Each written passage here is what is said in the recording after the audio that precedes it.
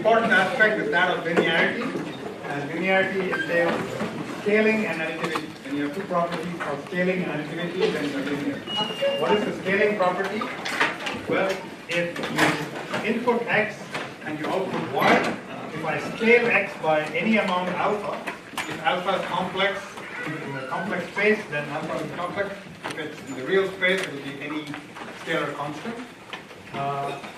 If you put in alpha x, then alpha y will come out. And this has to be true for every single input you put into the system and every scaling factor in computational space. If that is true, then the system satisfies the scaling property. Is that clear? We did an example last time, right?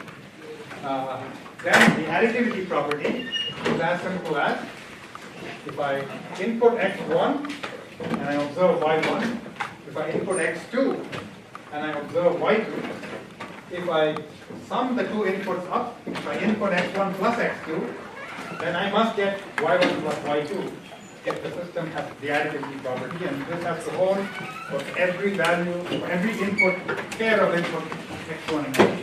Okay, so that's the additivity property. And you can actually summarize all these properties crisp way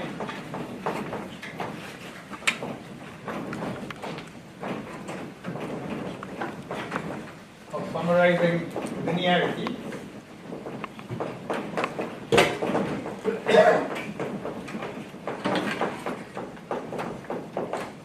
So-called superposition property, which says that if I take alpha 1 x1 plus alpha 2 x2 as the input to the system, and I get alpha 1 y1 plus alpha 2 y2. This is true for all x1, x2 in my input space, all alpha 1, alpha 2 in my real or complex space. So both these properties, which are remembering two properties, this crisply summarizes both of them. Because it subsumes both the additivity and the scaling property. Okay? So this is a clean way of knowing whether the system is working. Any questions? Crystal clear? Should be easy. Okay, let's, last time we started with this 2-point moving average system, right? So we said,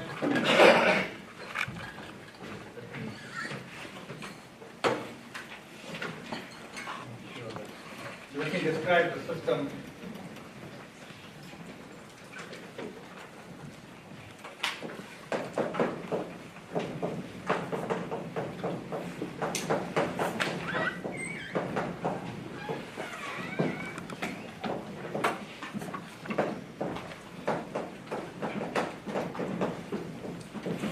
Called the 2-point moving average system, or filter. Okay? When we say filter, we mean it equivalently with system. Okay, so for this system, we check the scaling property.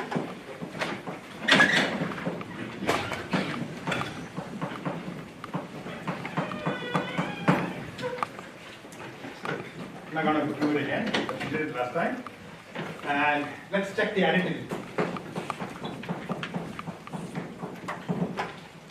What do we need to do? So the key thing to the scaling property, as I told you, a disciplined way of doing it is to define x hat as alpha x. Okay? So invoke a new variable. X is your usual input, right? X is the input into your system. Alpha x, call it another symbol called x hat. And alpha y will be y hat.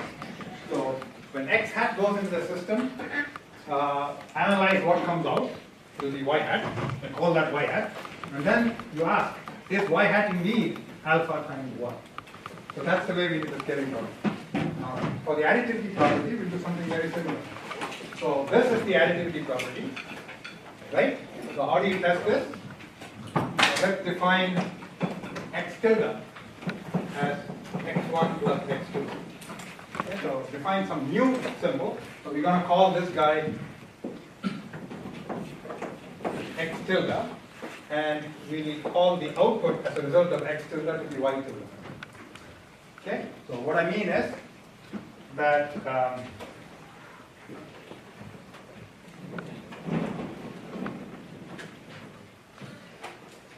if I put in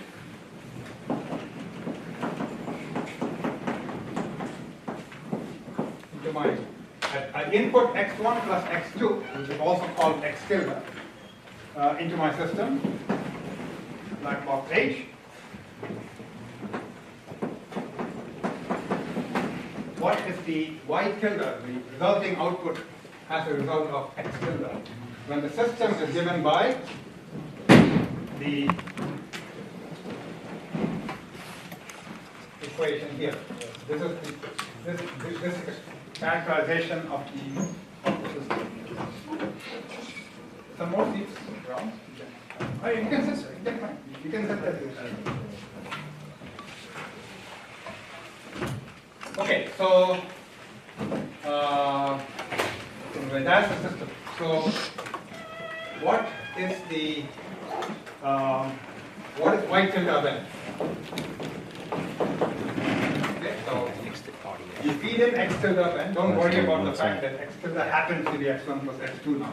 X tilde is any old signal, and you observe y tilde. So how must y tilde be related to x tilde? That's a question for you. What's the system equation? No y1 plus y2, right? I'm saying my system is, I feed in x tilde into my system and I observe y tilde. So what must be the relationship between x tilde and y tilde, given that this is a 2-point moving average system? Yeah. No. There's no x1s and x2s. They're not in the picture. Exactly. Perfect. X tilde of n plus x tilde of n minus 1 divided by 2. Why is that? Well, when I feed in x, I get x of n plus x of n minus 1 over 2. If I feed in x tilde, I get x tilde of n plus x tilde of n minus 1 over 2. If I feed in a zebra, I get zebra of n plus zebra of n minus 1 over 2. It doesn't matter. What's in the name? It's just a symbol, right? It's just a way of representing it. So y tilde of n will always be this. This is clear. It has to be very clear if you want to proceed to argue about linearity and non-linearity. Okay? You want to get your basics firm. The foundation should be solid. Then everything else will come. So this is y tilde. So what is this? Well, we know that x tilde is x1 plus x2. So let's work that out. So this is going to be x1 of n plus x2 of n. And x tilde of n minus 1 over 2 is x1 of n minus 1 plus x2 of n minus 1, the whole thing over 2. Right? This is y tilde. So we write y tilde in terms of x tilde, and then we know x tilde is x1 plus x2, so now we write it in terms of x1 and x2. In order to be linear or non-linear, what do you have to test? This is y tilde. What does it have to be equal to in order to be linear? Right, and how is y1 and y2 related? What is y1 of n? So this is y tilde of n. So leave it aside. And now you say y1 of n plus y2 of n is what? This is the end of the story as far as y tilde. Now I'm going to examine y1 plus y2. What is y1 plus y2? x1 of n plus x2 of n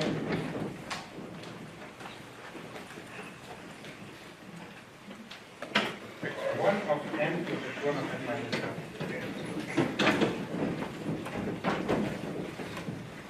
y1 is x1 of n plus x1 of n minus 1 over 2. y2 of n is x2 of n plus x2 of n minus 1 over 2. Now, to do the test, what do you have to do? You have to check if this expression is the same as this expression. Is it? Yes. I mean, you just have to rearrange terms. So this is the same as x1 of n plus x2 of n, x1 of n minus 1 plus x2 of n minus 1, the whole thing over 2, which is indeed equal to y tilde of n. So it is additive. So it both satisfies both the scaling property and the additivity property. Therefore, it is unique. This holds all. So this is the way you argue in general. So I gave you an example, but depending on the problem setting, you have to examine it. Okay. Let's do another example.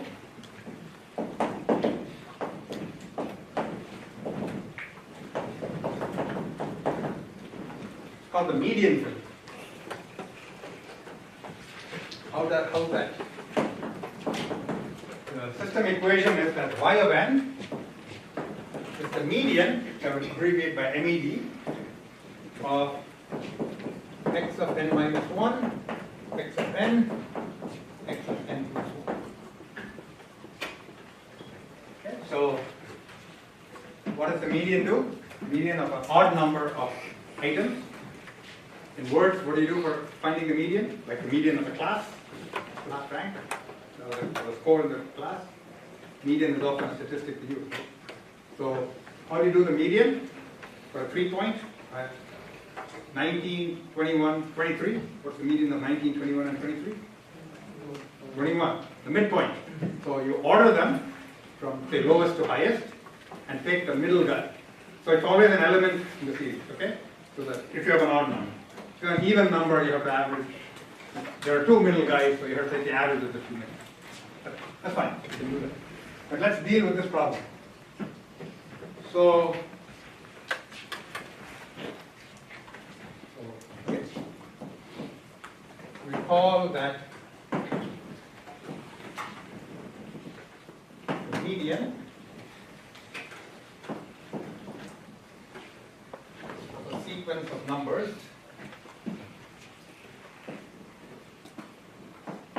is the middle element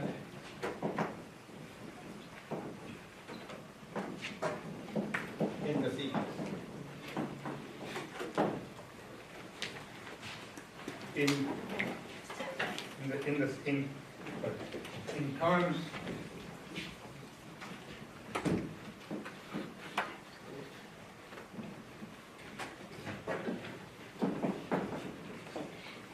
In terms of its ordered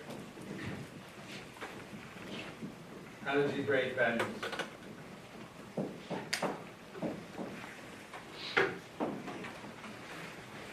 Okay, so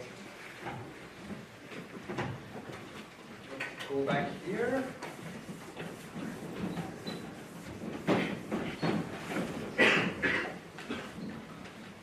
Excuse me, could I ask a clarifying question? Yes. So this is about the 2-point MA. Okay. And so it looks like x tilde is referring to your inputs into the system. Sorry, can you repeat that? So x tilde is your inputs into system H, right? X tilde is input into the system H. Right. That's And correct. so y of n is the function describing the black box H, correct? Y of n is the output that comes out when x of n is the input. Okay, In other so- words, the system is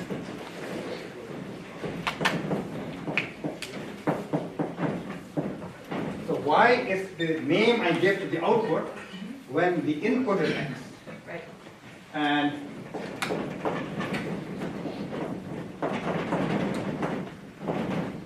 y tilde is the name I give to the output when the input is x tilde.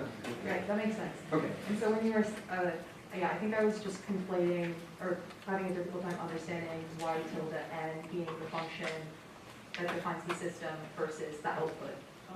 No. Y tilde is always the output. That's why we use y's are the outputs in these. That's our nomenclature. X's are the inputs in forms tildes and bars and so on, or hats. And H is the thing that relates the output to the input. So like in the bottom blackboard there, where it says H and then 0 to Y tilde N, in reality, H is Y tilde N. No. H is this. This is H. Okay. This whole thing is H. Because it connects the output to the input. That's what a system does, right? It says, this is the output when this is the input. This is the rule or the law. The law that governs the black box. Yeah, important to not just to distinguish what the system is from what the input is and what the output is. Yeah. System is something that processes that works on the inputs and produces an output. Yeah, I think that makes sense. I guess when I look at that bottom, it seems like it would be X tilde through H to Y tilde. Correct. But it looks like it's X tilde through H to the Oh, I see. function. Because I did, if you want, you mean because of this? Exactly, yeah. So Okay, that's right. I mean, I told you I sometimes abuse the notation of Y tilde and Y tilde. Y tilde, this should be the more appropriate way of saying it. I shouldn't have an N, but when I say it's of N, I mean, I use Y tilde of N synonymously with Y tilde. Okay, cool. Yeah, thank you for. But that's a good point. That if you're confused, please speak up. Any other questions? Okay, if not, let's go back to our median filter example. And just to show you an example of how a median filter works. So let's say that you have a sequence with 0 is something, -1 is something, -2 is something, 1. So let's say that this value is 2, this value is 1. This is not drawn to scale. Okay? This is 1.5, which is clearly smaller than 2. Not make blatant errors. Midway in between. So this is 1.5. This is 2.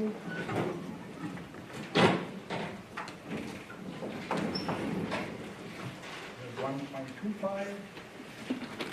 And so on.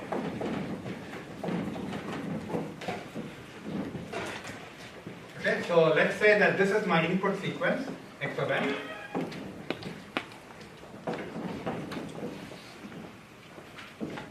What will be my output sequence, Y of n? Let's start with -3, at -3 is 0. We don't worry about like before -3. At -3 it is 0. So what is the value at -2? This is what I want Y of n. What's the value of Y of -2?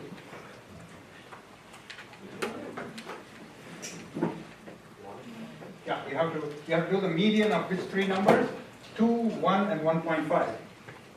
What's the median of, no, sorry, 0, 2, and 1, right? So it should be 1. What about at -1? 2, 1, and 1.5. What's the median of 2, 1, and 1.5? 1.5. And so on, right? So you guys, I trust you guys to do this.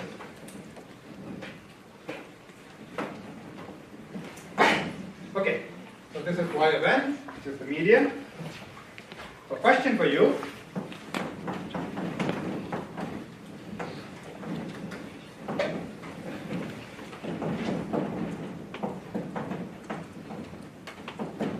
Is the median filtering operation linear operation?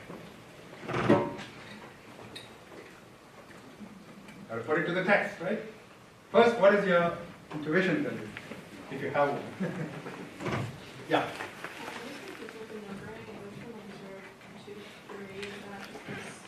Oh, sorry, yeah. There should be 0, 1. What is that? Oh. Yeah, I'm sloppy with these things, so thank you for checking. It's not a trick, it's just a goof up. Sure. So let's attack this. So we have to put it to the test, right? How many of you think it's linear? Okay. Oh, you think it's linear. Okay. Why do you think it's linear? Seems linear. Okay, fine. How many think it's non-linear?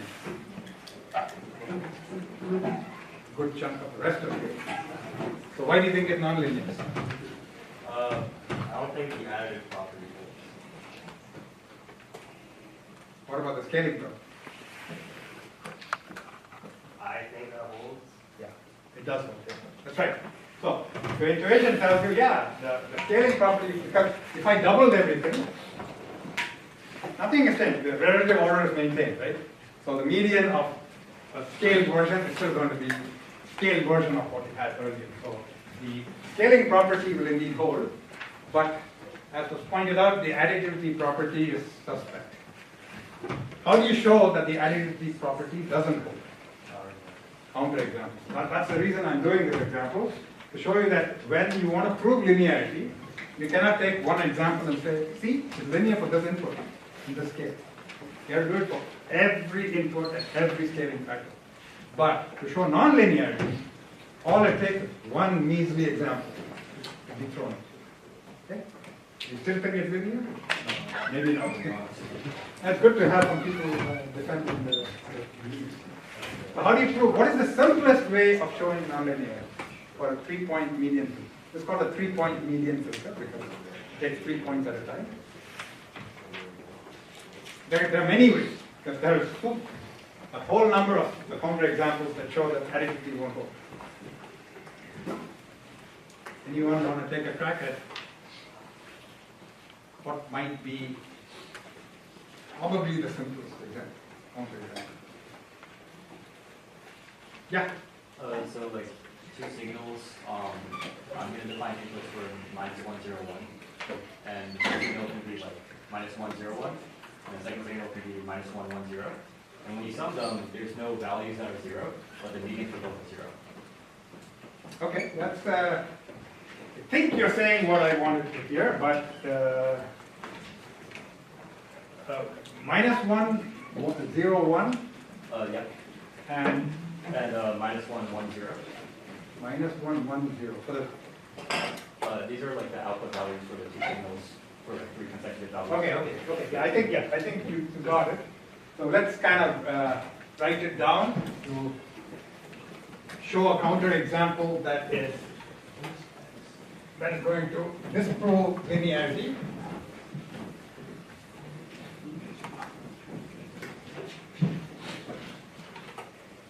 So here's x1 of n. We know that it's the additivity that is shaky, right? That we know is not correct. So let's say x1 of n has, my example is even probably simpler than yours. Okay, that's what I wanted the simplest example. What you said was good. Let's say it's the unit impulse signal.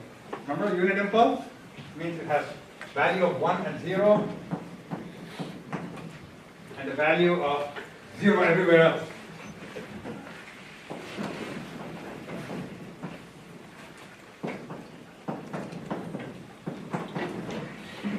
What is my x2 of n?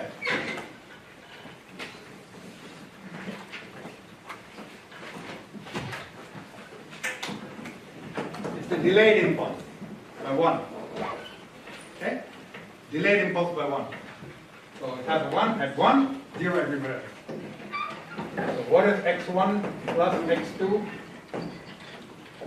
of n? 2 impulses. Right? All right. Let's put this to the test. If I put this into my 3-point median filter, what comes up? 0.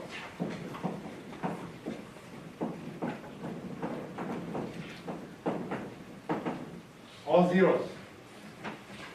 Because this guy is swallowed. What about x2? What is y2?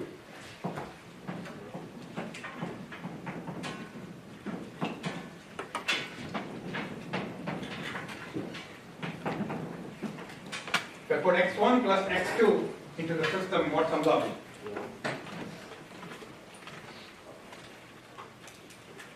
It's going to be nothing, still 0.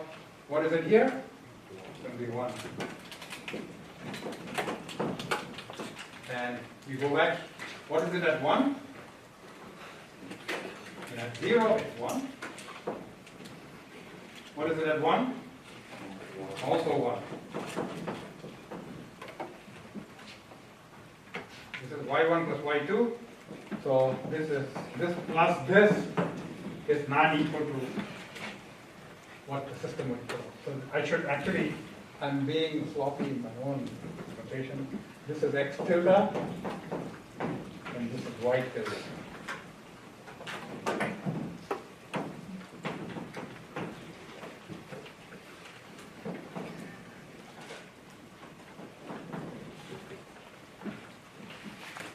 So clearly, this is a violation of the linearity property. I should have gotten all zeros out when I put this in, but I didn't. And so I'm not obeying linearity, I'm not obeying additivity. But as we discussed, scaling property will hold, but that's not good enough. Both properties have to hold. Yeah. Are all the properties that we've defined also hold in this sense? So linear transformations or derivatives, are they also linear in this sense as well? Yeah, there's only one sense of linearity. Okay? There's just one, there's not an infinite number of linearity, but I just wanted to focus on linearity for our signals and systems context. Yeah, it's the same as derivatives being linear. Yeah. Why are we interested in linear systems? You'll see, it's coming. Because nonlinear things are impossible to deal with. That's why. We run away from anything that's not linear because linear is all we know. Almost, not quite true, but if you're not linear, good luck. Yeah, that's kind of the high-level message. Yeah. So when we're proving linearity, is it possible to combine both proofs together, like in one? Yeah, you can use the superposition. You can use that proof. You can shove in alpha 1 x1 plus alpha 2 x2, and make sure that alpha 1 y1 plus alpha 2 y2 comes out. Then you're done in one proof. But you'll have to deal with the consequences of both properties. So that is that. Any other? Yeah. Can you explain again how we get the output from the... Okay, how do we get the output from the input? So let's say I want the output at -2. What do? I look at these three values. 0, 2, and 1. Take the median of 0, 2, and 1. What's the answer? 1. So at -2, I have 1. Then I slide this over. Okay? Then I do these three values. What is the median of 1, 1.5, and 2? 1.5. I get 1.5. Okay. Let's move on. Now we're going to combine linearity and time invariance together, because it's great if systems are linear, it's great if systems are time invariant, but if systems are both linear and time invariant, that's really good. That's what it is. So we haven't done that yet, we're going to do time invariance. Time invariance is exactly what let's do it here.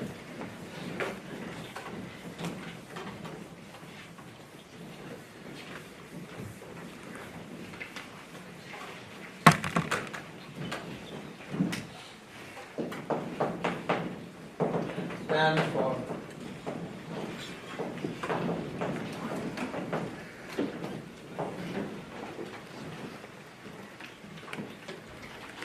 sometimes it's also called shift invariance. Because in discrete time, it's just a shift. Okay. X goes in. Y comes out. This is my system X. Now, if I put in X hat, and Y hat comes out, so if I input X hat of n equals X of n minus n. So that's for any n in the integers.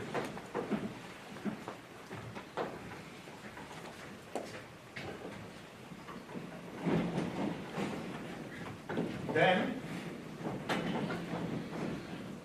if y hat of n is equal to y of n minus n for any x in my input space and any n in the integers, then the system is time invariant Ti. Okay, it's a very basic property. It says if at time 0 x goes in and y comes out, then if I delay x by say 1 second or 1 sample, this is discrete time. So if I delay x by 1 sample, then what will come out is exactly what happened in the previous example. The x was sent in, but delayed by 1 sample also. So if I delay by 1, output gets delayed by 1. If I delay by 10, output gets delayed by 10. If I advance by 5, output gets advanced by 5. For all values of the input. Is that clear?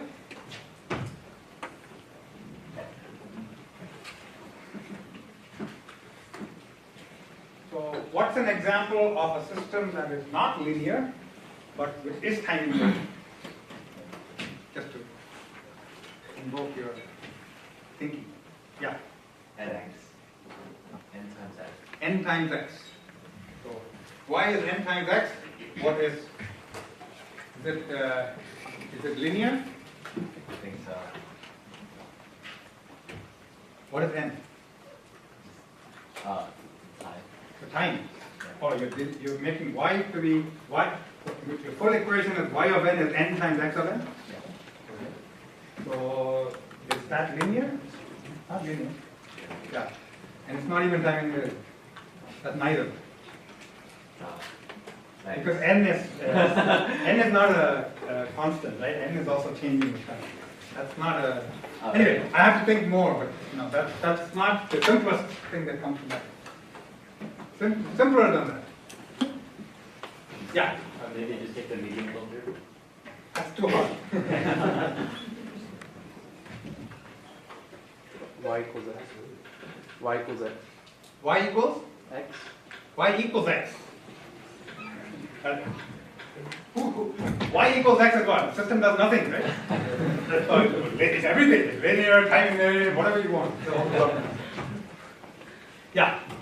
You could do something like x squared. Yes, that's what I was looking for. Y of n equals x squared of n. Is the system linear? No, squaring kills you. Right? If you double the input, the output goes up by 4. That's not by 2. Is it time invariant? Yeah. If I shift n by n, if I substitute n, so let's go to that example.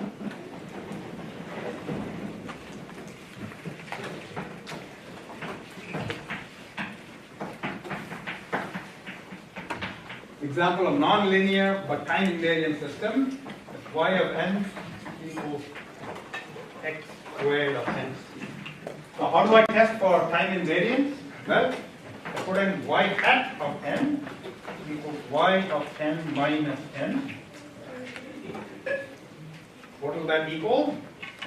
Well, yeah.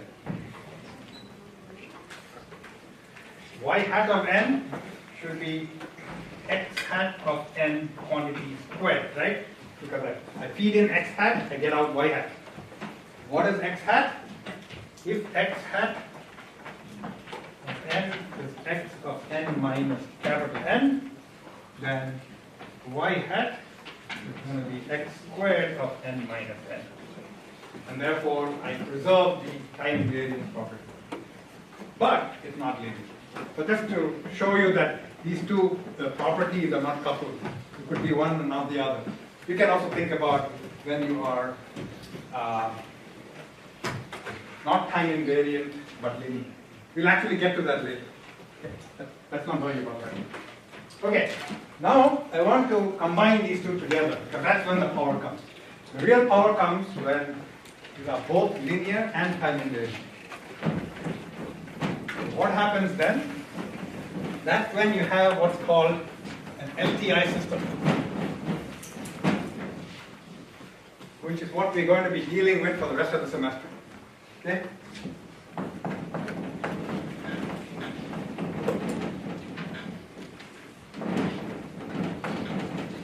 Both linear and time invariant. So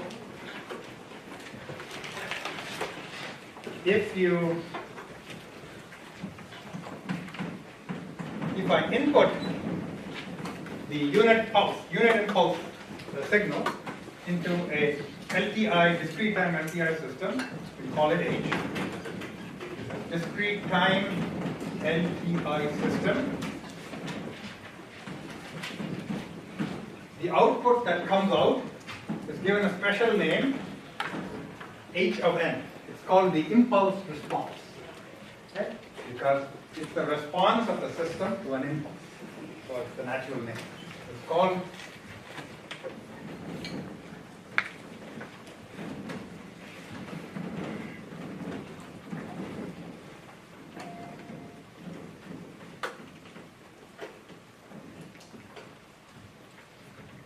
So there's a fabulous fact that emerges when I combine linearity with time invariance.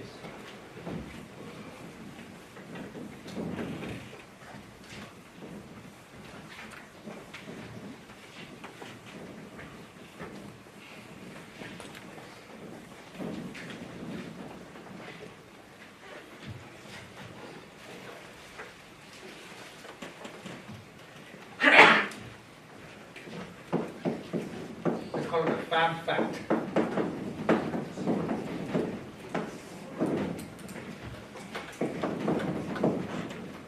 If I know the impulse response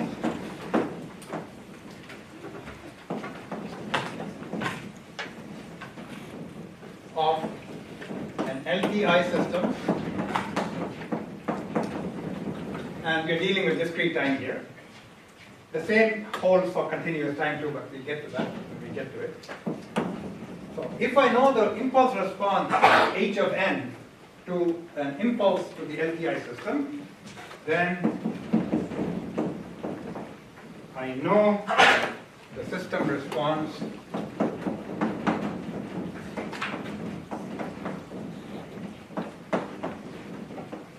to any arbitrary input X.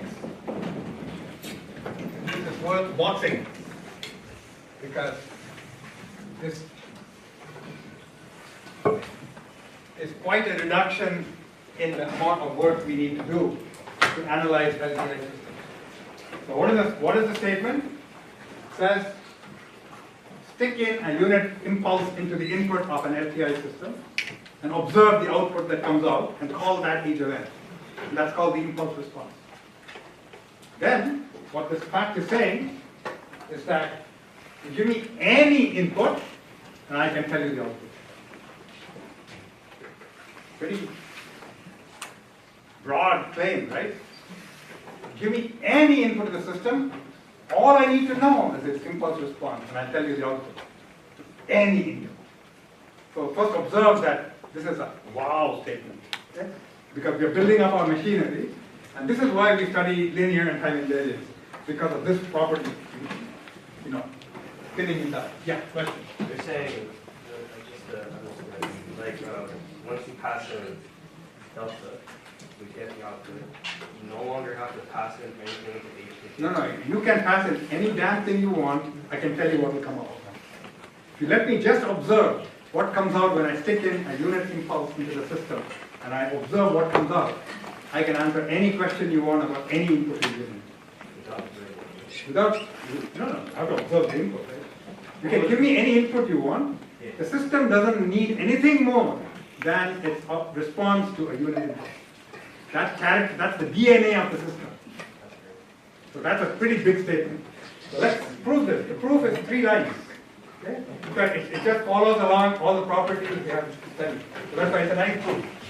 Let's prove it. You don't want anything to be taken at face value. Right? You have to question everything.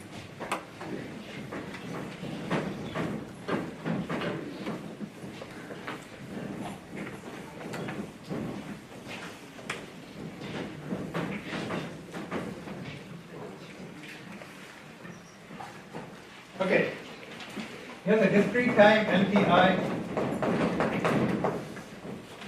I'm going to do a series of operations that I'm going to use with, for my system. So I'm going to stick in delta of n at the input. System is H, we call it the black box H, and we observe H of n, right? That's the definition of the impulse response. When the impulse goes in, the impulse response comes out. If I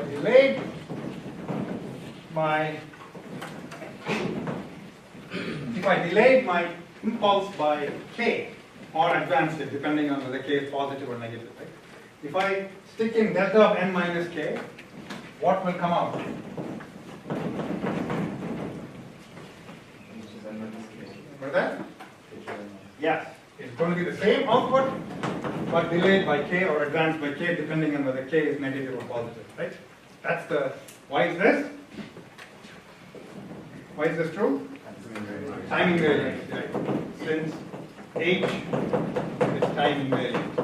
Time invariant property means this must be true. What if I added a bunch of impulses and delayed impulses? What will come out? So let's do that. So let's first scale it. Suppose I scale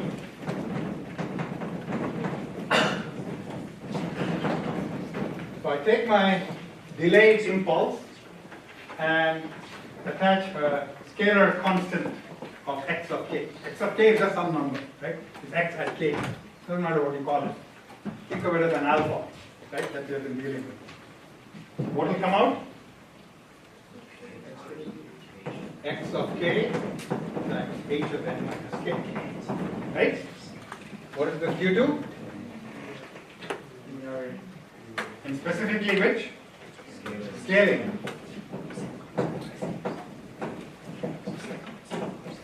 Scaling property of the linear system will demand that. Now, I'm going to sum up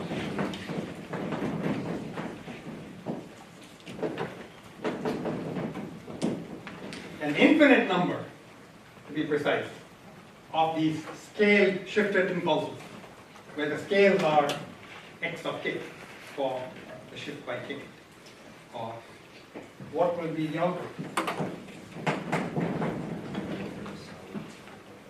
The infinite sum x of k, h of n minus k. When k equals minus infinity, infinity. So what is this due to? This property? Additivity property.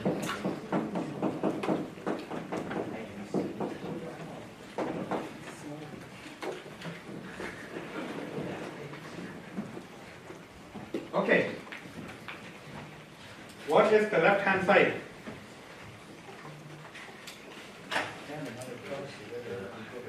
Good. What is a compact way of saying this expression? X of n. X of n is any old x of n, any x sequence, x of n. Because you know that we showed this last time, that x of n is the sum of x of k delta of n minus k. A delta of 0 is 1, and delta of all non-zero argument is 0. So this is just x of n. Is that clear? Any questions? So this is y of n. So this is the output y of n due to any arbitrary input x of n, and all you need to know is magical h. Yeah. Can we go backwards? If we define h, is there always a corresponding h? Always a troublemaker. What is the question? If we have h, small h, is there always a corresponding LCI system If to that? H by definition means your LTI. Okay? You only use the word impulse response for LTI systems. If it is not an, I mean, you can use whatever you want, but the way we are going to use H of n is the impulse response for associated with an LTI system. So H is by definition going to be associated with an LTI system. That's how it has to earn the privilege of the title H of n. Okay? That's any old impulse response may not be deserving of that status, but for an LTI system it is deserving. Okay?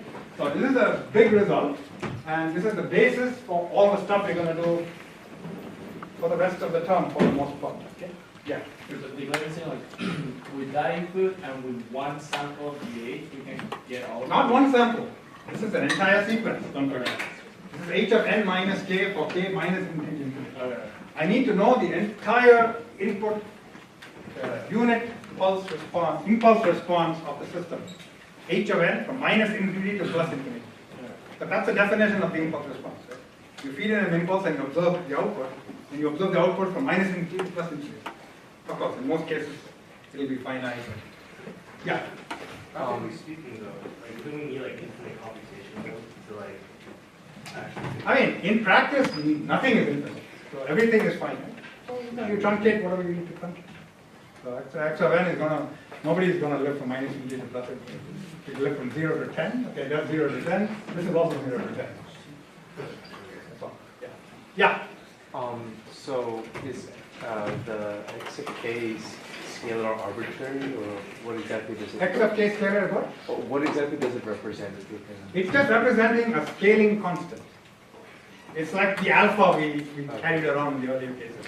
So what's in a name? We just call it x of k. It happens to be the scaling constant associated with the input signal value at time k. But that's just by the an incidental. Okay, good. So what this is saying, we'll take a break shortly.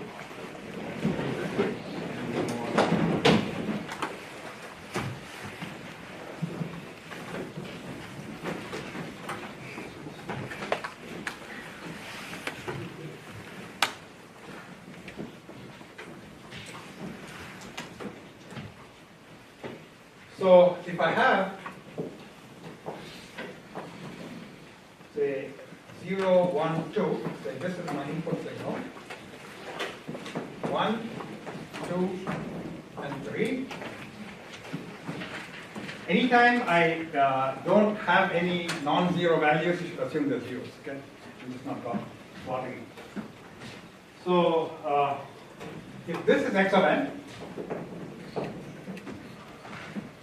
and I know that when I feed in delta of n into my discrete time LTI system, I observe h of n, right? That's the definition of h of n. How do I characterize the output of the system, of this system, to this input, just to make sure that we are on the same page? So, what will be the output if x of n is this 3-pronged signal, non-zero, the 0, 1, and 2, the value is 1, 2, 3. Who can tell me what is y of n?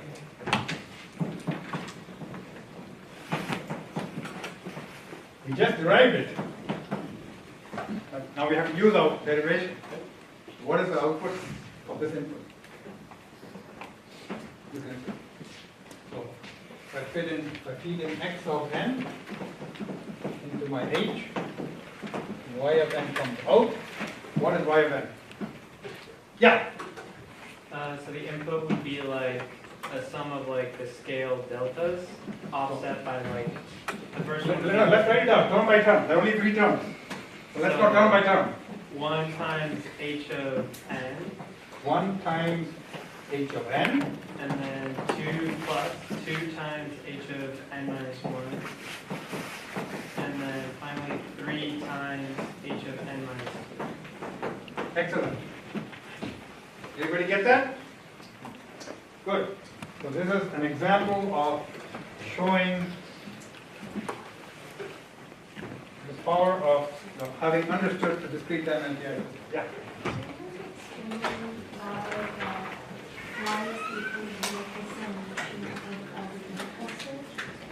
I mean, this page on this board? No, at the equation. Oh, okay. Can somebody explain to her? She wants to know how we got this. You are the one who offered it, so explain to her why you got this. Where did you get this from? So like the input X signal, you can just think of it as like a sum of like scale and shifted deltas. So the input will be This is the equation he's referring to. actually the one on the left. Okay, let me try and help you with your help. So, y of n equals dot dot dot. It's all infinite terms to the left. What is the zero term? X of 0 delta of n. What is the first term? X of 1 delta of n minus 1 plus x of 2 delta of n minus 2 plus dot dot dot. So, if you stick in x of 0 times delta of n into the system, what do you get? X of 0 is 1. This is x of 0. This is x of 1. This is x of 2. I tell you otherwise, whenever I draw this box, it's a discrete time LTI system. Okay? Because that's the stuff that we want to make. That's a nice writing for the last time here. Then I won't be writing this anymore. So we know that y of n, you just derived it upstairs, I didn't erase it, is x of j, h of n minus k. So this is the sense in which you give me, if I know h of n, when I input this the Kronecker delta, then for any input x of n, that's the resulting output. So that's what I meant when I said that h of n is like the system's DNA. Okay? It really, it just pervades the system's response to everything that you feed into. Okay, so the way we write this is x goes into h and y called x star h. What does the star mean? Convolution. Okay. This is called the convolution operation.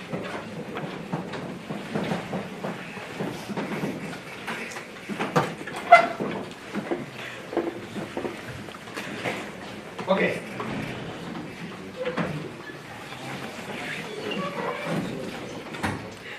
So let's write y of n to be, we wrote it as x convolved with h, right? So in this convolutional sum, the one that is given as the argument k is the first variable of input. The second variable is the one that has the shift. Okay, so that's the dimension. So we know that this is x of k, h of n minus k.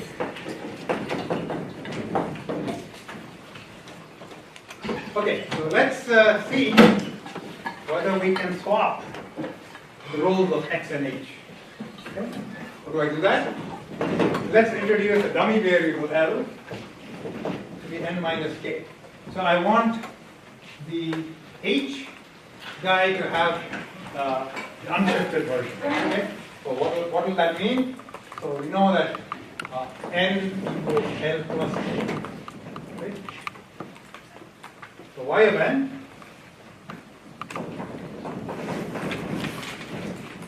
so k becomes n minus L.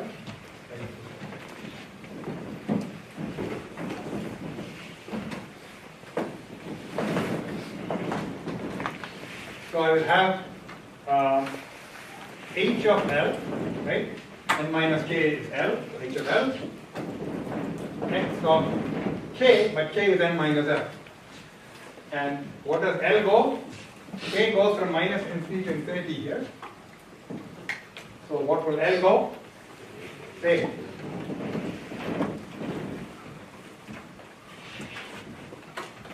What is this? In terms of the notation we just learned. This H can go out with X. So that means the convolution operator is commutative. That's the math term for this. Commutative means that you can, doesn't matter which order you put. Okay, so this is another way of saying that X star H equals H star X.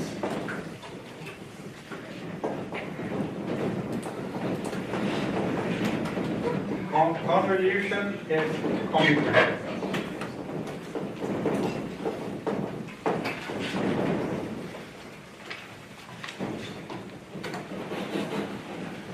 So if you were to have a sequence of LTI systems, so for example, if X goes into an LTI system characterized by F,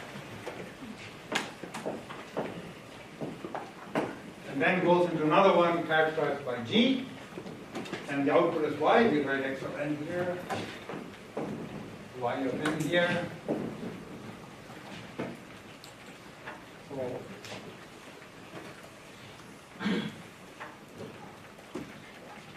what is this big box? So what I'm actually doing is I'm feeding X into an LTI system called F, and that output, let's call that output Q of N, just to be precise. So I put this input in and I observe Q of N. Then I take the output of the first system and feed as input into the second system, and I observe Y of N. So first, what is Q of N?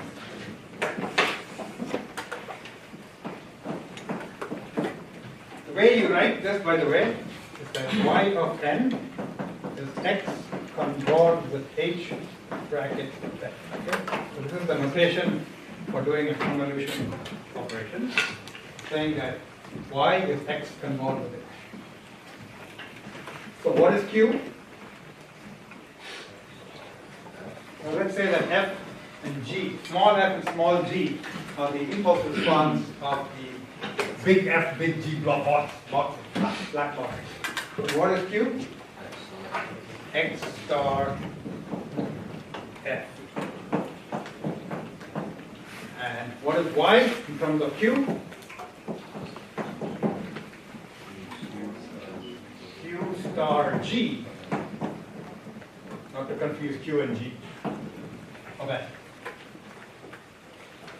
Okay, but what is Q? Q is X star F, so X star F star G of N. Right? Because Q is just X star F from here.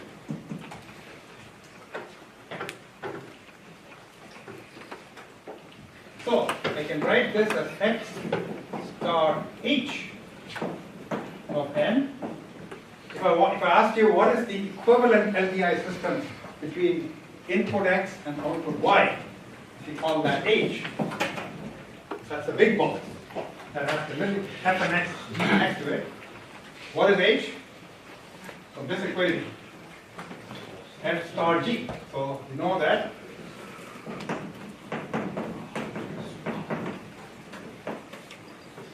In other words, a cascade of two LTI systems is an LTI system.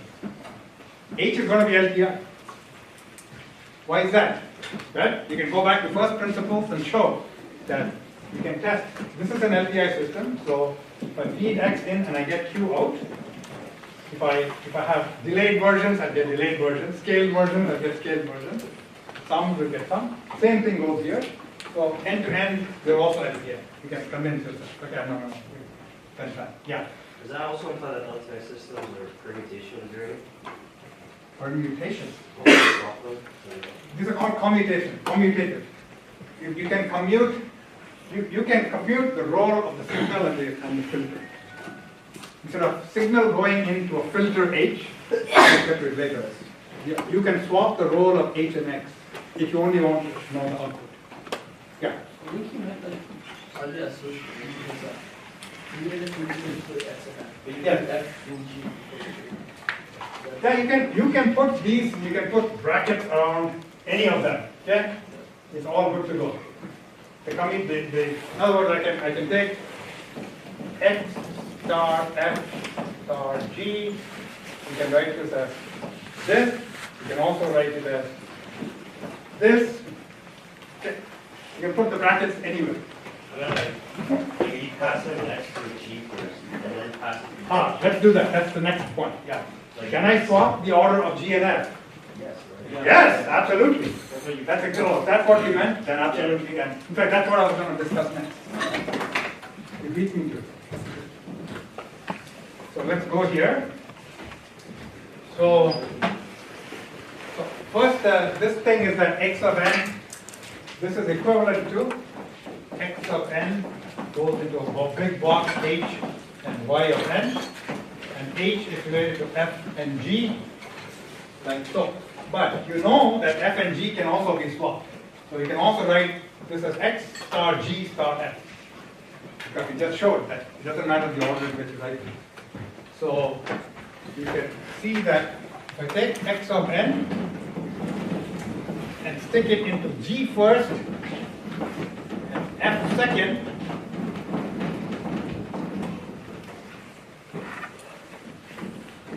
what is the resulting big box? Still H, right? H doesn't change if you swap the order of components inside the big box, if they are scalar, if they are just series operations. And the reason for this is that y equals x star f star g. That's from the board there, right?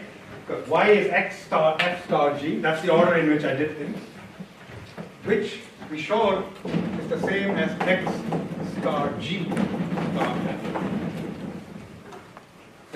Since the convolution operation commutes. In other words, I can write f star g as g star f, doesn't matter. And this can be useful if you want to swap around the order of components. It can be pretty useful in some circuit applications. Okay, so we'll hopefully see some examples. So if you call this, but you should note, however, that if I call this R of n, the output of the G system, is R of n the same as Q of n? No. Because F is not the same as G. So be careful, right?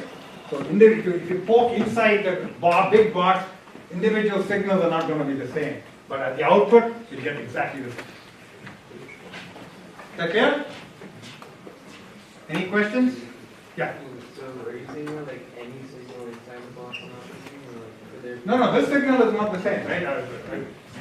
So R of n is not equal to Q of n. That's what I'm saying. I'm precisely telling you, Q of n is the output of x going through box n, whereas R is the output of x going through box G, not F. G is not the same as F. But R convolved with F will give you the same output Y as Q convolved with G, because they both produce Y. You know, from end to end, you're the same. And like does this extend to like multiple? Like, Yeah, you can throw 40 of them in there. okay, You so, can, like, your favorite order, you can convolve them in any order you like. so in that case, like could any of the intermediate signals be the same between two different like? In general, no. Okay. Right? In general, on special cases you might have them, but in general, you don't expect, if you swap around components and you look at what's the second signal here and the second signal there, they're not going to be the same. Inside a box with 40 components in there, for example. Okay, so that takes us to the yucky operation of convolution. Convolution is to be avoided at all costs. And you will avoid it when you know more. Right now, you're not skilled enough to avoid it. So you have to go through it. But we do it.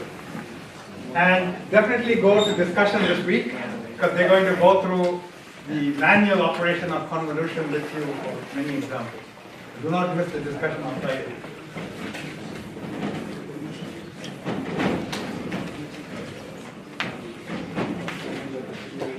Okay, convolution. So, there are many ways of interpreting the convolution operation. Leave this on.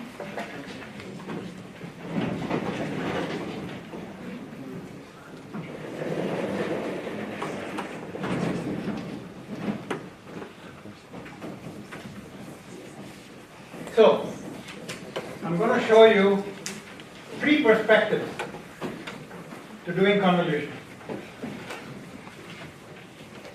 If you don't get one of them, you can try the other. If you don't get 2 of them, you can try the third. If you don't get all 3 of them, goodbye. No, just kidding. In fact, I don't want to do any of them, but you see that the last one is the one that makes the most sense. And in some sense, I'm jumping the gun a little bit. When we teach convolution, they don't cover the third one. I don't want to cover it. Okay, interpretation.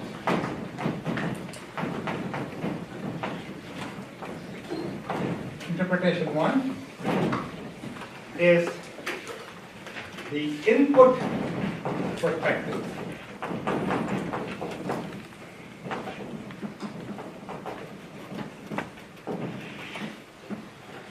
What do I mean by that? I'm going to write it down. Analyze the contribution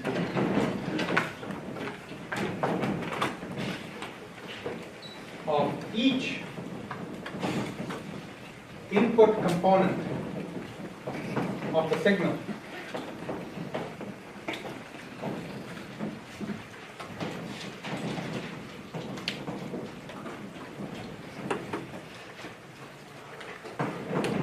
to all of the output.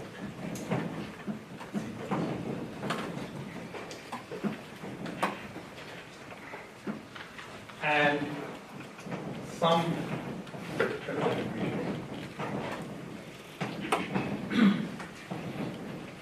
in some sense, this is the most natural way of doing things. What do I mean by that? This is also sometimes called the echo model.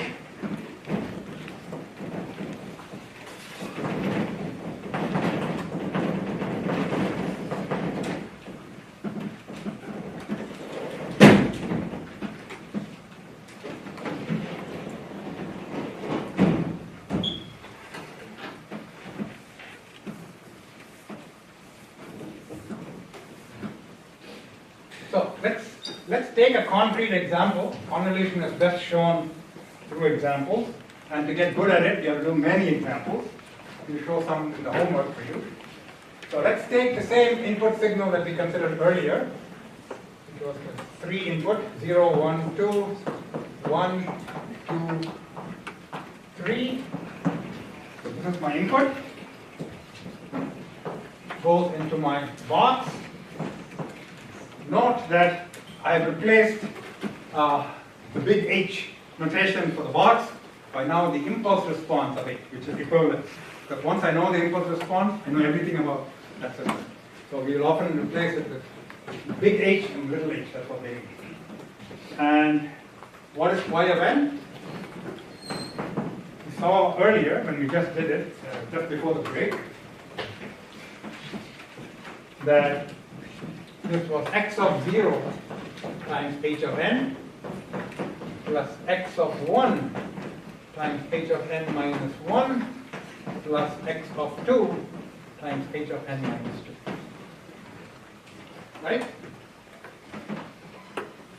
And the way you analyze the first interpretation of convolution is, forget about all these things. Just take this one input signal, one component, which is the impulse at 0, right? Feed it into the system. What comes out? Exactly x of 0 times h of n. Okay? That's exact, because you only had a single impulse. Okay, now forget about this guy, and take only the second guy. Stick that into the system. What comes out? going to be x of 1 times h of n minus 1, second term, and so on. And the third the same way. So this interpretation is, so that's what I mean the echo model, that a single delta of n here produces, let's say, we don't, okay, I'm not going to do it, it's not needed. So this is what we call the echo model. So if you want to write it as delta of n produces h of n, 2 delta of n minus 1 produces 2h of n minus 1, and 3 delta of n minus 2 produces 3h of n minus 2. So convolution u and v is the sum of the three components. Sum of h of n plus 2h of n minus 1 plus 3h of n minus, for this example. That's it. That's a simplest interpretation. Basically, you know the impulse response. And if you look at the proof of why discrete time LTI systems have this convolution property, it's exactly according to this operation, right?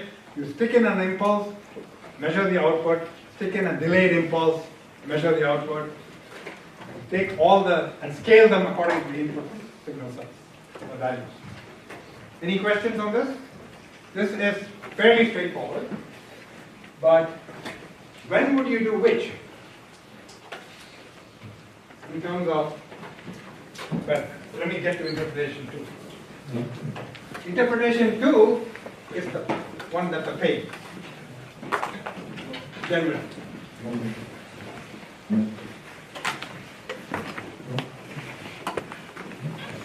The problem with this, intuitively, when do you think you would do something like this? When x is small in terms of support or large? Small, exactly. When x has only 3 or 4, support of 3 or 4 non-zero values, then it makes sense to do 3 or 4 of them individually and sum them up. But if x is lasting from minus infinity to infinity, then what do you do? Can't do this, although if you think about it, I could swap the role of x and h. Right? If h is only finite support, small number of samples, then I could swap them and do it too, but let's not get ahead of ourselves. If this is large, and this is also large, well, this basically you're screwed, but you need to at least, I want to give you different ways of doing convolution. So interpretation 2,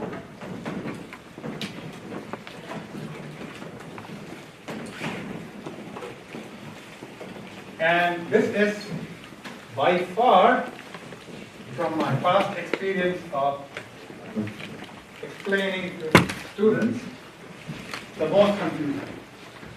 So if you're not confused, you're not learning. You're going to be confused. Or maybe not. Okay. What is interpretation 2? It's just the dual of that. That was the input perspective. This is the output perspective.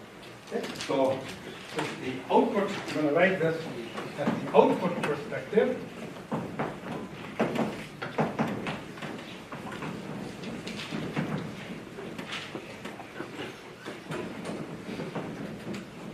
Analyze the contribution of all the input samples to a single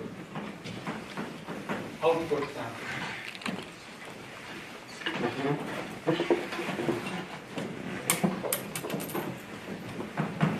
Okay?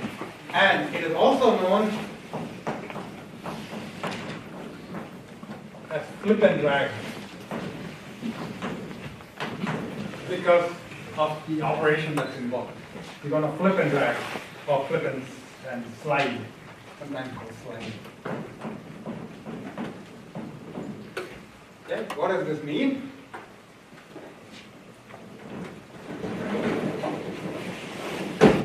means it's time to invent something to avoid it, but we'll get to that soon. When we do interpretation 3. Okay. Interpretation 3 is avoiding all of this.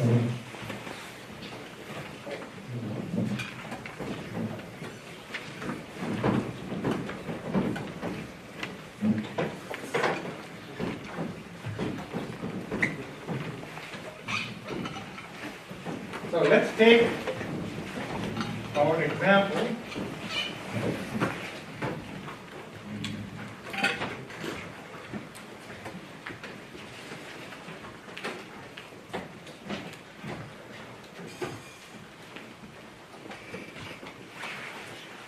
So we're going to do it for the example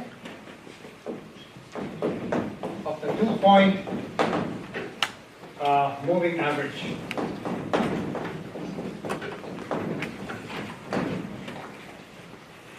So x of n goes into h of n, output is y of n, and we know that y of n equals x of n plus x of n minus 1 over 2.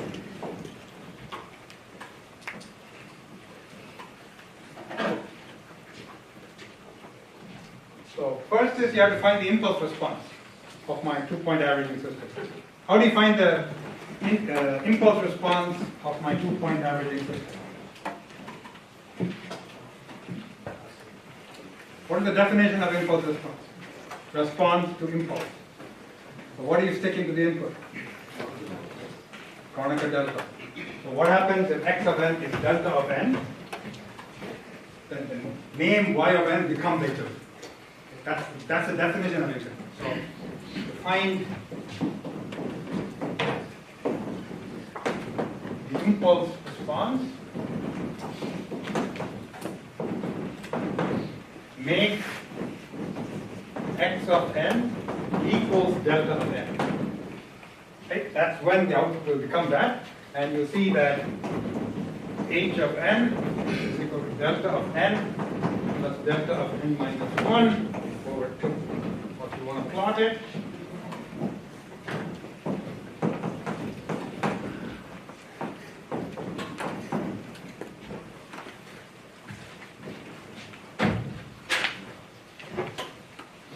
Okay, so now let's analyze the output when the input is our favorite 3-point input that we drawn there.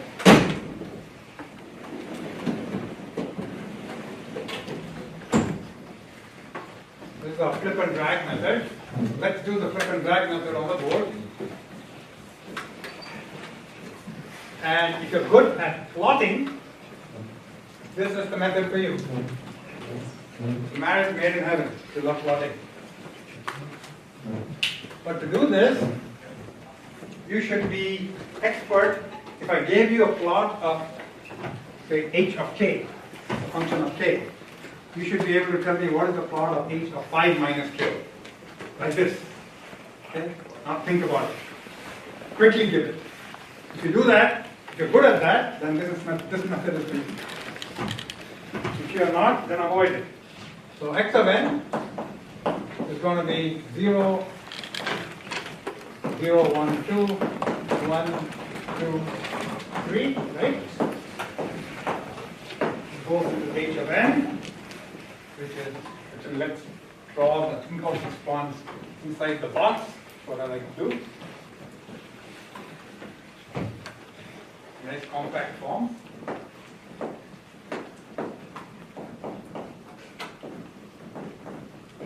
H of n, and what is the output? Well, we know our convolution formula that we derived.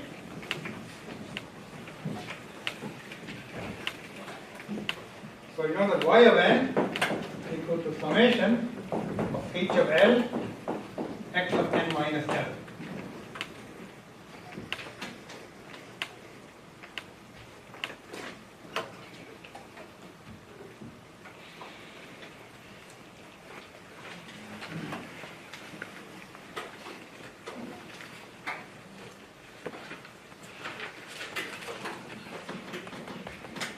Okay, In this case, we're convolving a 3-point signal with a 2-point signal, right?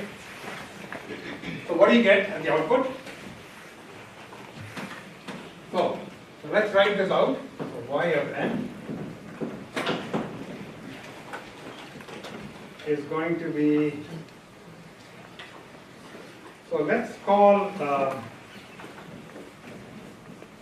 so let's draw plots of h. So this is for, so first is what are the limits of the summation given our special problem? In general, yes, but we have a very special case, right? Where for what indexes of L this is going to be non-zero.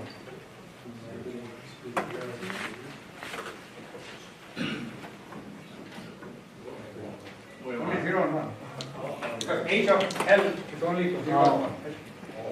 Only 2. I'm not going to do a big exercise here. So first is, what is the plot of, so I want to plot this point, right? This is the plot of x of n.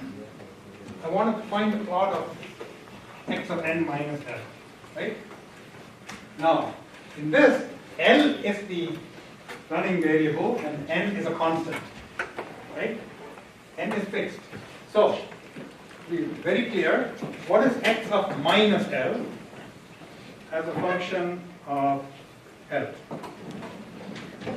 So, if you can make these also L, right? You know x of L is this, or x of n, doesn't matter, it's a dummy.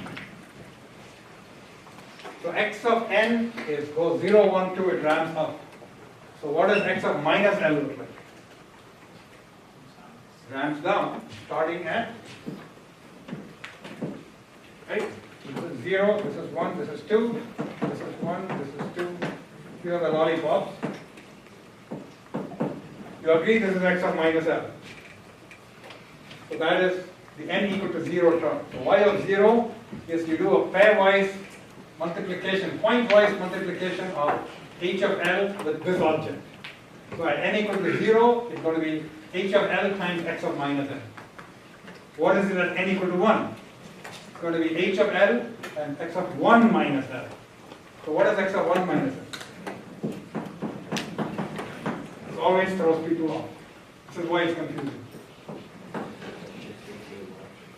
You shift to the right or to the left? You have half of you saying left, half of you saying right, and it's perfectly natural. So how do you get around this? Here's a trick. Give this a name. Call this also. Call x of minus L to be x hat of L. Okay? So give it x hat of L is x of minus L. So give a new name. So x hat of 1 minus L, what is it in terms of, sorry, x of 1 minus L, what is it in terms of x hat? Remember, x and x hat are just time reverse versions. This is x hat of what?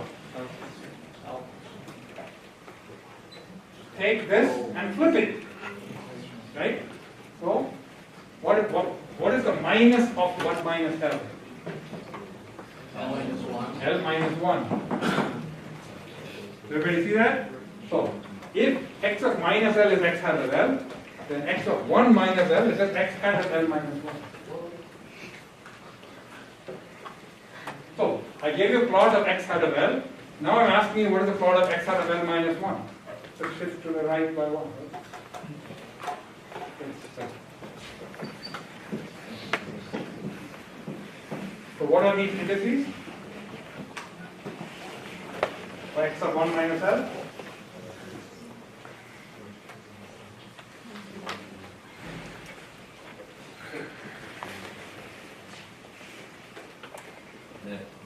Minus 1 minus, sorry.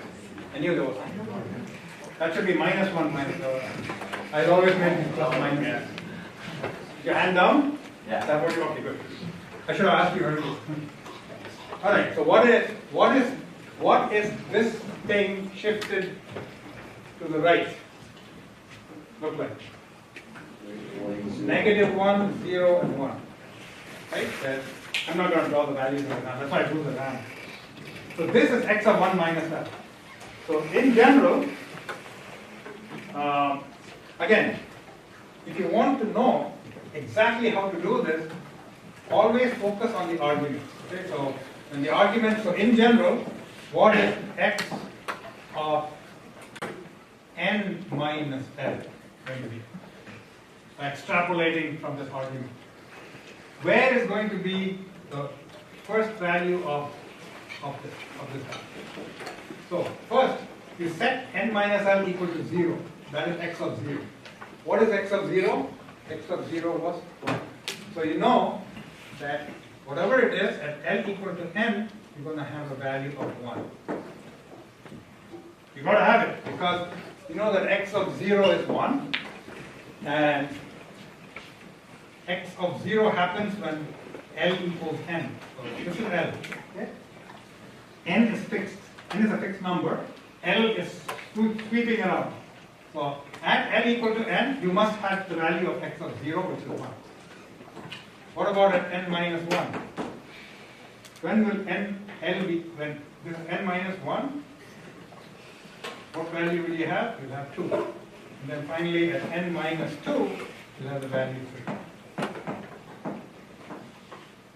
So, the summary is,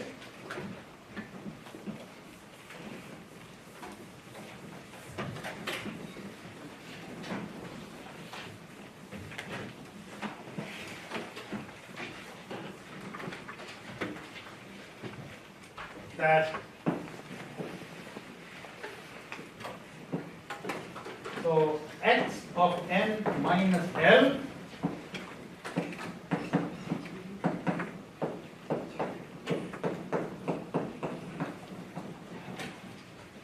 this is the plot of x of n minus l. At l equal to n, it has 1. When l equal to n minus 1, it has 2. When l equal to n minus 2, it has 3.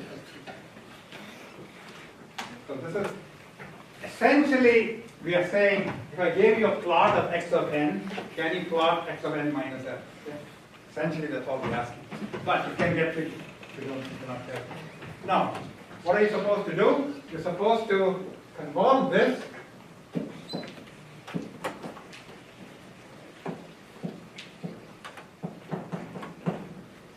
so this is h of l, a function of n, point by point, right? Okay, so in doing this, what are you supposed to do? You're supposed to slide this around and multiply it by h of l. H of l support is at only 0 and 1. So for what values of n will I have, will the overlap be 0 on the left? This is, think of this as a moving train, right? N is the first compartment of the train. N minus 1 is the second, and n minus 2 is the third, and it's moving to the right as n gets larger. So what happens when n is less than 0? Nothing, because this guy is over here, right? He's moving in, no action yet. At n equal to 0 is the first time he hits this value. And then at n equal to 1, you have no value. And then the train will move out of the station. This is the station.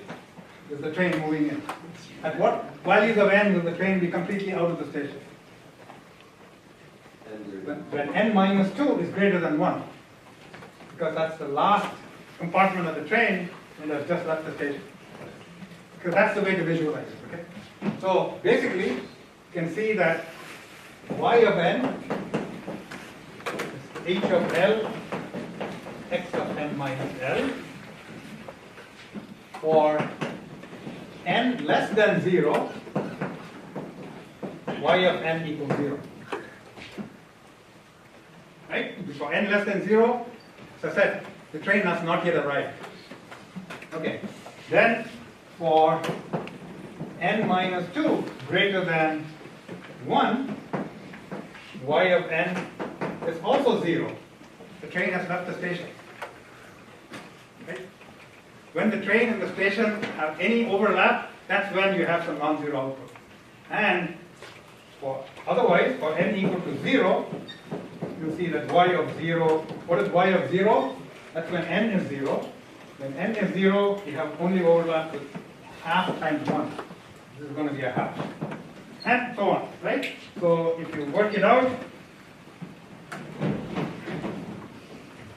so for n equal to 1, when n is 1, you'll see that these two guys overlap here, will be a half times 1 plus 2. So y of 1 is, I think, 3 over 2. And so if you look at the output, y of n, for all n, you'll start at 0, then you go 1, then 2, then 3, and then you're gone. So this value is a half, 3 halves, 5 halves, and 3 halves again. And then all the rest are 0. So you see that convolution, that's why it's called a blurring operator. So the signal comes in and it gets fattened, right? It had only support 3, but when it comes out, it has support 4. That's because this is a 2-point filter. But in general, if you put a signal through a filter, it will get, depending on the nature of the filter, this happens to be an averaging filter, which is what's called a low-pass filter. A low-pass filter will blur out your signal. So this signal is a blurred version of this. Okay, so this is not important now. And if you want to know more about this, definitely go to discussion. I know that some of you will be confused. I will not be surprised if you are. In fact, I'll be surprised if you're not. But the key is just to follow this operation. Okay? Now, finally, the third interpretation, which is my favorite interpretation,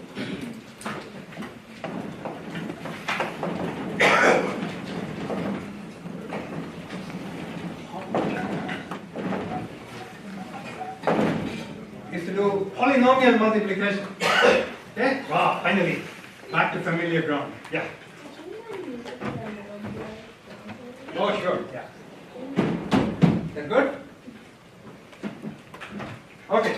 What do I mean by this? Convolution.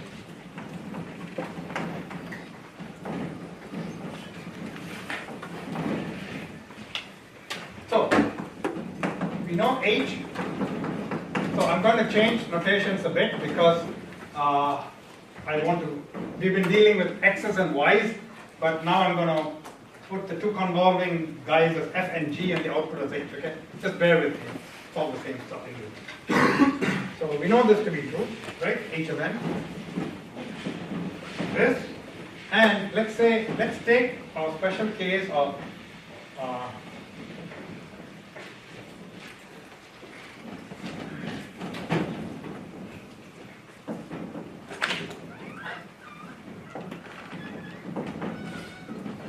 and I'm also going to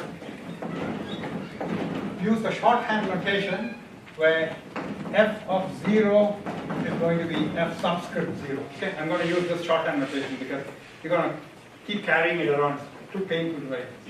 So just note that. Okay, etc. So these values are f0, f1, and f2, right? For f, and likewise for g, it's going to be G0 and G1. They happen to be half, whatever values they are.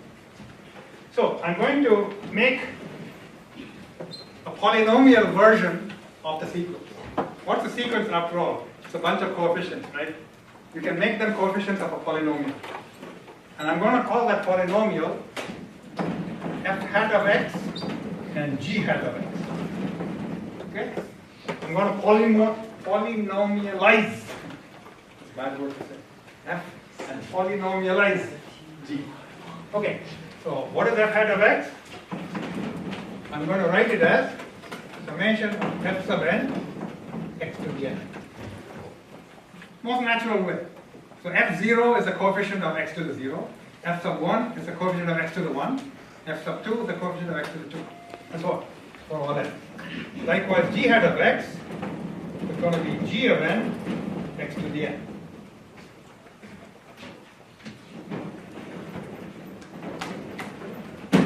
Everybody with me? Okay. And then I'm going to take h hat of x, which is the polynomialized version of the output sequence I seek. I'm just going to say it's nothing more f hat of x and g hat of x. Then read off the coefficients of h hat, that's your output. And this will always work. Why it works? Maybe I have time to show it. But that's exactly why we invent the Fourier transform. So this is the transform view of convolution, where you don't want to do convolution. That's for the babies, like you. But once you graduate, you're going to get to the transform world and you will do multiplication. Multiplication is much better than convolution. Okay, so here, so you can let's do the example for our example. Let's do it here. So f hat of x is going to be f0 plus f1x plus f2x squared. G hat of x equals g0 plus g1x. So let's do our multiplication. So what is the zero component? Is f0 g0, right? So it's going to be f0 g0 plus what is the x coefficient? You will have g0 times f1 plus g1 times f0, okay? Plus g0 f1 plus f1 f0 g1. f0 g1 plus g0 f1. And finally, the x squared is going to be g0 times f2. So f0 times g2 times x squared. So if you plug in the values of f0 and g0 according to this example, convince yourself you will exactly get this output. In fact, this should be the, oh, I only did 3, okay. There are 3 terms here, f0, f1, f2, g0, there should be Q, there should be a cube term? Yeah. Oh yeah, there is a cube. Yeah, there's a plus, okay, sorry. So the x squared is actually plus f1 g1, sorry. I was off by 1 degree. I wanted the degree to be even smaller. But f0 g1 plus f2 g0 plus f1 g1.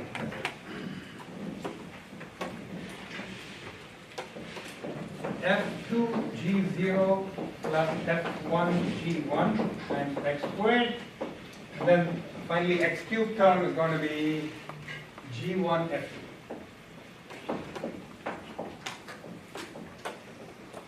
Okay, I hope you can see that. I know it's not that clear, but the key is this. All the 0th order coefficients, their indices sum to 0. So first order coefficients, their indices sum to 1. The second order coefficients, their indices sum to 2. And third order sum to 3. That's exactly the combination. If you look at this, the sum of this and this is always n. Okay? N minus L plus L is n. That's not a proof. If you want a proof, I'll do it now. Okay, here's kind of a fast way of doing the proof. How many of you want to know the proof? Okay, 7. Okay, good.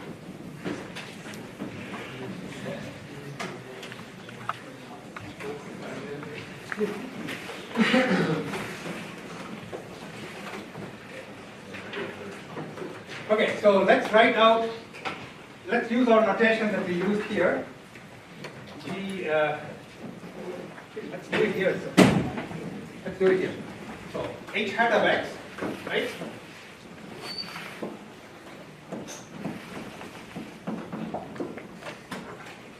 Is equal to, how do I write f hat of x in terms of the sequence? Remember, this is the polynomial version of the sequence. So what is the sequence of h hat of x? We defined it there, right? F hat is just f sub n times x to the n over n, right? And g hat of x, but actually let's write it.